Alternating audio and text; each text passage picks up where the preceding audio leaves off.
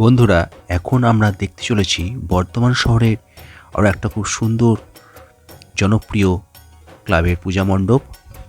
আর সেটা হচ্ছে বর্ধমান আলমগঞ্জ বারোয়ারি ক্লাবের পূজা মণ্ডপ।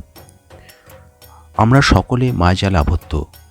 এই বার্তাকে কেন্দ্র করেই এবছরের দুর্গোৎসবের মূল ভাবনায় তৈরি হয়েছে বর্ধমান আলমগঞ্জ বারোয়ারির এই পূজা মণ্ডপটি।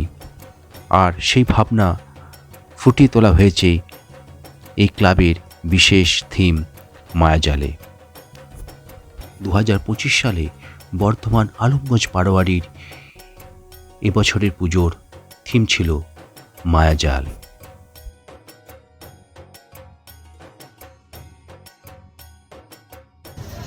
বন্ধুরা, দেখতে পাচ্ছ আমি এখন চলে এসেছি বর্ধমান শহরের আরও একটা খুব সুন্দর এবং গুরুত্বপূর্ণ ক্লাব, সেটা হচ্ছে বর্ধমান আলমগঞ্জ বারোয়ারি ক্লাব। এই ক্লাবটি প্রতি বছর দুর্দান্ত মানের খুব সুন্দর সুন্দর থিমের ওপর পূজা মণ্ডপ তৈরি করে থাকে। আর এবছরও দেখছি তার ব্যতিক্রম হয়নি। চোখ ধাঁধানো অবিশ্বাস্য রকমের একটা আলোকসজ্জা সমন্বিত পূজা মণ্ডপ তৈরি করে তাক লাগিয়ে দিয়েছে এবছর বর্ধমান শহরে সেই জনপ্রিয় ক্লাবটি, যার নাম হচ্ছে আলমগঞ্জ বারোয়ারি ক্লাব। আমি এখন সেই ক্লাবেরই একদম গেটের সামনে দাঁড়িয়ে আছি। বর্ধমান শহরের এই ক্লাবটি একটু অত্যন্ত সুপরিচিত পূজা আয়োজক ক্লাব। আর এই ক্লাবটি প্রতি বছর অত্যন্ত জাঁকজমকপূর্ণভাবে দুর্গাপূজা আয়োজন করে, যা স্থানীয় মানুষের কাছে খুবই জনপ্রিয় হয়ে থাকে। বিশেষ করে দুর্গাপূজার সময় তাদের থিম ও মণ্ডপ সজ্জা দেখার মতো হয়ে থাকে। আর এই ক্লাবটি সরকারি নিয়মনীতি ও হাইকোর্টের নির্দেশ মেনে চলে এবং জনসচেতনতামূলক কাজে অংশগ্রহণ করে। এখন বাইরে আছি, চলো এবার ভেতরে গিয়ে দেখি এই পূজা মণ্ডপের এক সমগ্র দৃশ্য। 2025 সালে বর্ধমান শহরে আলমগঞ্জ বারোয়ারি পূজা মণ্ডপে এই মায়াজাল থিমটি বেশ জনপ্রিয়তা পেয়েছিল। এখানে স্টিলের ফ্রেম, মশারি ও রিবন ব্যবহার করে স্বপ্নময় পরিবেশ তৈরি করা হয়েছিল। তাছাড়া এই থিমের এই মণ্ডপ ও আলো আঁধারির বিশেষ ব্যবহার দর্শনার্থীদের মুগ্ধ করেছিল।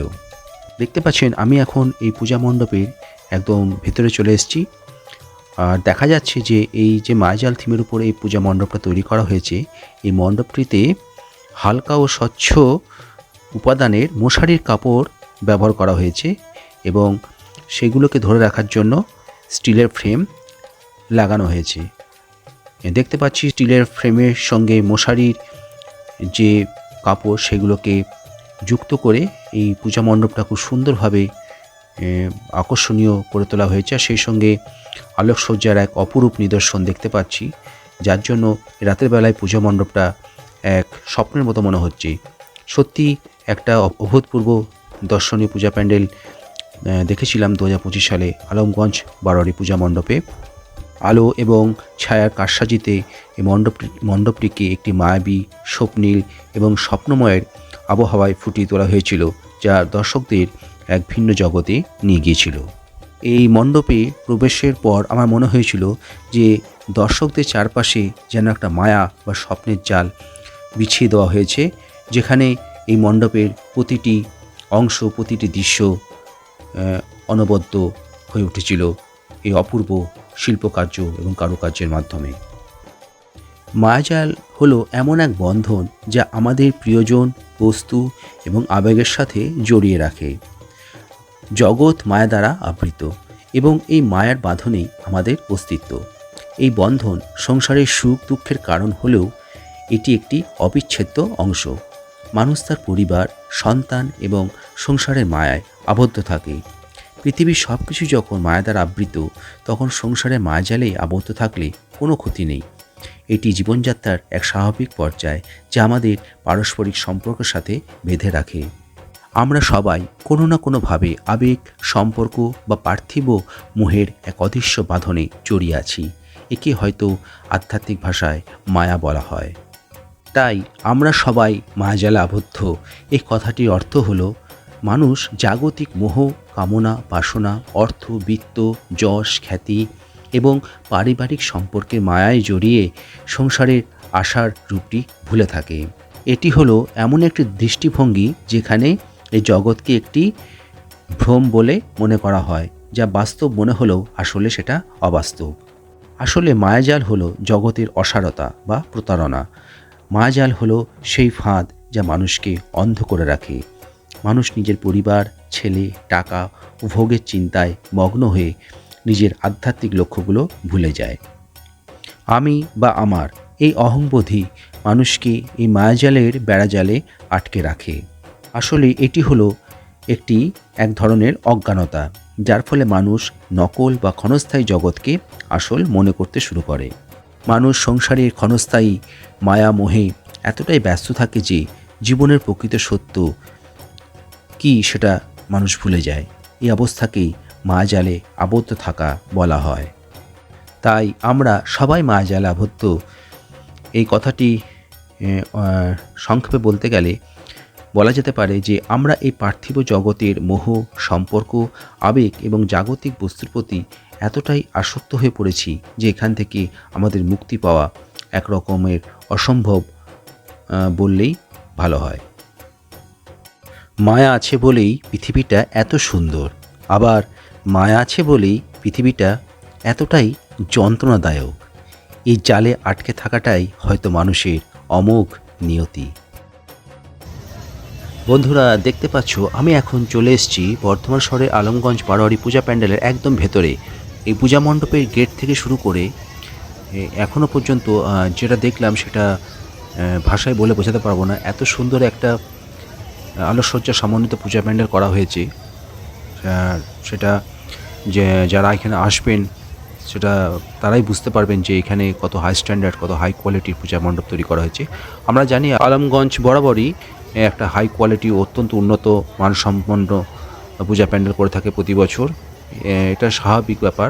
আলমগঞ্জ বারোয়ারির কাছ থেকে আমরা এটাই প্রতি বছর প্রত্যাশা করে থাকি। এবছরও দেখতে পেলাম একটা দুর্দান্ত মানের পূজা প্যান্ডেল তৈরি করে আমাদের বর্ধমানবাসীকে তাক লাগিয়ে দিয়েছে এই আলমগঞ্জ বারোয়ারি পূজা কমিটির উদ্যোক্তারা। আর এবছরের থিমটা হচ্ছে, যেটা বললাম একটু আগে, মায়াজাল। আমরা প্রত্যেকটা মানুষ কোনো না কোনো মায়ার বাঁধনে আবদ্ধ হয়ে আছি। হয় সেটা সংসারের মায়া, বা সেটা কোনো সম্পর্কের মায়া, বা হয়তো সেটা কোনো অর্থের মায়া বা সম্পত্তির মায়া। বিভিন্ন মায়ার জালে আমরা সবাই, প্রত্যেকটা মানুষ আবদ্ধ হয়ে আছি। সম্পদ, সম্পর্ক এবং উচ্চাকাঙ্ক্ষার সাধনাই হলো এই থিমের মূল অর্থ, যা মানুষকে সংসারের চক্রে আটকে রাখে। জীবনের প্রতিটি অভিজ্ঞতা এবং সম্পর্ক আমাদের এই মায়ার বাঁধনে আবদ্ধ করে, যা থেকে মুক্তি অর্জনই হলো আমাদের জীবনের মূল লক্ষ্য।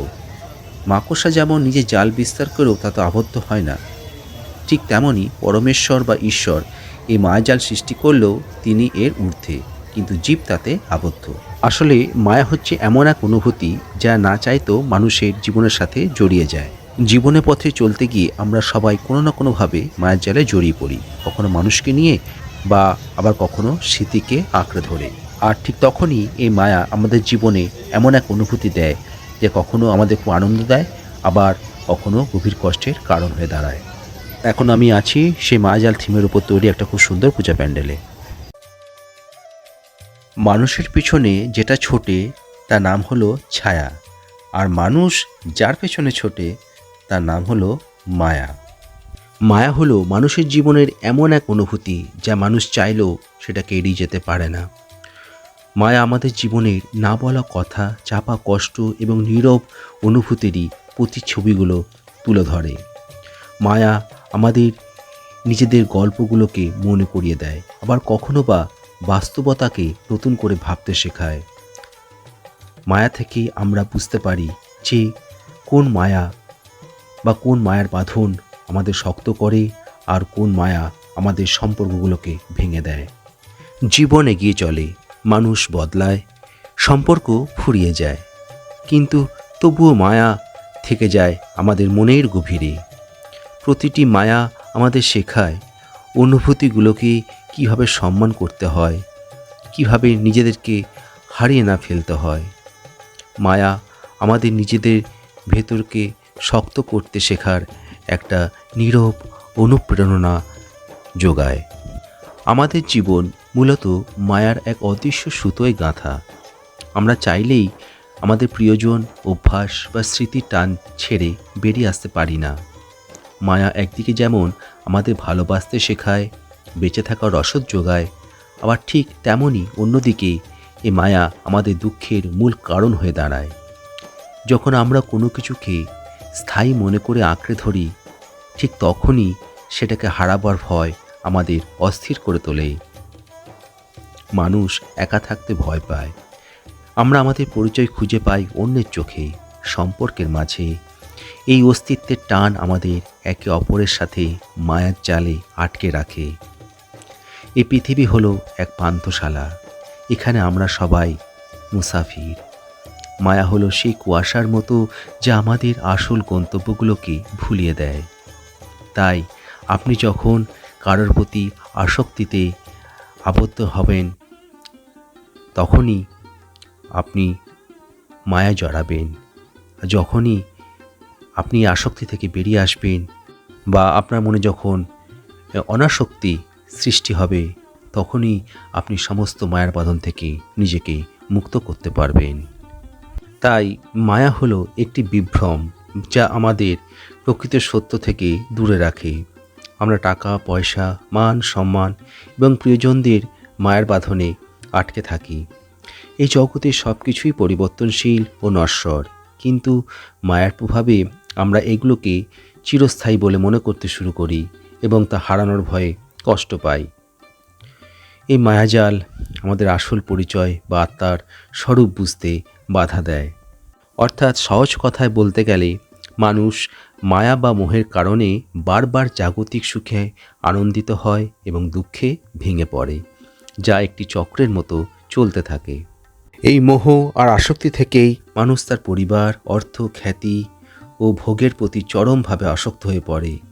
আর এই মোহ বা আসক্তি থেকেই মানুষের মধ্যে মায়ার সৃষ্টি হয়। আর এই মোহ অনেকটা মাকড়সার জালের মতো, একবার জড়িয়ে পড়লে বের হওয়া সেখান থেকে খুব কঠিন হয়ে পড়ে। আর তাই এই মায়াজাল থেকে মুক্তির একমাত্র উপায় হলো আত্মজ্ঞান, ঈশ্বর প্রেম এবং ভক্তি। মায়ার ঊর্ধ্বে গিয়ে পরমেশ্বর বা ঈশ্বরের শরণাগত হলেই তবেই আমরা এই বন্ধন থেকে মুক্তি পাব বা বেরিয়ে আসতে পারব। মায়াজাল হলো আমাদের দৃষ্টিভঙ্গির একটি সীমাবদ্ধতা, যা সত্যকে আড়াল করে মিথ্যা বা নশ্বর বস্তুকে আকর্ষক করে তোলে। এই জালের মূল উপাদান হলো আসক্তি এবং অজ্ঞানতা, যা থেকে আমাদের মুক্ত হতে হবে এবং মুক্ত হয়ে চিরন্তন সত্যের উপলব্ধি করতে হবে, যেটাই হবে মানুষের জীবনের এক পরম লক্ষ্য। বন্ধুরা, আমি এখন আছি সে মায়াজাল থিমের উপর তৈরি একটা খুব সুন্দর পূজা প্যান্ডেলে। দেখালাম এই পূজা প্যান্ডেলের এক ডিটেলস ভিডিও, একদম বাইরের গেট থেকে সমগ্র পূজা প্যান্ডেলের সমস্ত দৃশ্য, প্রতিটি উপাদানের প্রতিটি পর্যায়ে খুঁটি খুঁটি দেখালাম আমার কেডি লাইভ স্ট্রিমিং চ্যানেলে। আমরা প্রতি বছর এই পূজা প্যান্ডেলের ভিডিও দেখে থাকি। আর 2025 সালেও দেখলাম আমাদের আলমগঞ্জ বারোয়ারি ক্লাবটি একটা খুব সুন্দর, অসাধারণ মানের একটা খুব সুন্দর ভাবনার উপর, খুব সুন্দর চিন্তাভাবনার উপর একটি পূজা প্যান্ডেল আমাদের উপহার দিয়েছে। এতক্ষণ দেখাচ্ছিলাম তোমাদের সেই আলমগঞ্জ বারোয়ারি পূজা প্যান্ডেলের এক সমগ্র ভিডিও। আর যে থিমের উপর এই পূজা প্যান্ডেলটি তৈরি করা হয়েছে সেটা তোমাদের বললাম, সেটা হচ্ছে মায়াজাল। মায়াজালের আসল অর্থ কী, মায়াজাল কী, মায়াজাল থেকে আমরা কীভাবে বেরিয়ে আসতে পারবো, মায়াজাল বা মায়া আমাদের মনের ভেতরে কীভাবে সৃষ্টি হয়, কী কারণে আমরা মায়ায় আবদ্ধ হয়ে পড়ি, সমস্ত কিছু ব্যাখ্যা করলাম। আর সেই থিম বা সেই ভাবনাটাই কিন্তু এই পূজা প্যান্ডেলের মাধ্যমে একটা খুব সুন্দর মণ্ডপের মাধ্যমে, খুব সুন্দর আলোকসজ্জার মাধ্যমে 2025 সালে ফুটিয়ে তোলা হয়েছে এই বর্ধমান শহরে আলমগঞ্জ বারোয়ারি পূজা মণ্ডপে। তো কেমন লাগলো ভিডিওটা অবশ্যই জানাবেন কমেন্টস বক্সে। ভালো লাগলে আমার চ্যানেলটা সাবস্ক্রাইব করবেন। আর এরকম সুন্দর সুন্দর পূজা পরিক্রমা থেকে শুরু করে সুন্দর সুন্দর ট্রাভেল ভিডিও আমার চ্যানেলে দেখতে হলে কেডি লাইভ স্ট্রিমিং চ্যানেলের সঙ্গে থাকুন।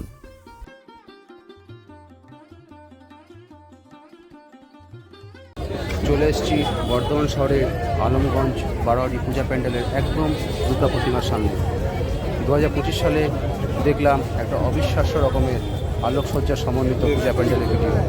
বাইরে থেকে ভেতর পর্যন্ত, তারপর দুর্গা প্রতিমার আদর, আলোকসজ্জা, মণ্ডপসজ্জা সমস্ত কিছু করলাম আমার কেটি লাইভ স্ট্রিম চ্যানেলে। প্রতি বছর এই আলমগঞ্জ বারোয়ারি পূজা মণ্ডপ অত্যন্ত হাই থিমের, হাই কোয়ালিটি, বড় বড় থিমের পূজা প্যান্ডেল তৈরি করে থাকে। এবছর তার ব্যতিক্রম হয়নি। দেখতে পেলাম একটা দুর্দান্ত মানের পূজা প্যান্ডেল। আর কিছুদিনের মধ্যে নিয়ে আসবো এই পূজা প্যান্ডেলের এক সমগ্র ডিটেলস ভিডিও আমার কেটি লাইভ স্ট্রিম চ্যানেলে। আজকে বিজয়া দশমী, আর আগামীকাল বর্ধমান শহরে কার্নিভাল শুরু হয়ে যাচ্ছে। আর বিজয়া দশমী উপলক্ষে সবাইকে জানাচ্ছি আমার চ্যানেলের পক্ষ থেকে শুভ বিজয়ার প্রীতি এবং শুভেচ্ছা। সবাই ভালো থাকবেন, সুস্থ থাকবেন। আমার এই কেটি লাইভ স্ট্রিম চ্যানেল ভালো লাগলে আমার চ্যানেলটা সাবস্ক্রাইব করে দেবেন। আমি পৌনিতা ব্যানার্জি, এখন আছি বর্ধমান শহরের একটা অত্যন্ত জনপ্রিয় এবং গুরুত্বপূর্ণ ক্লাব আলমগঞ্জ বারোয়ারি পূজা মণ্ডপে।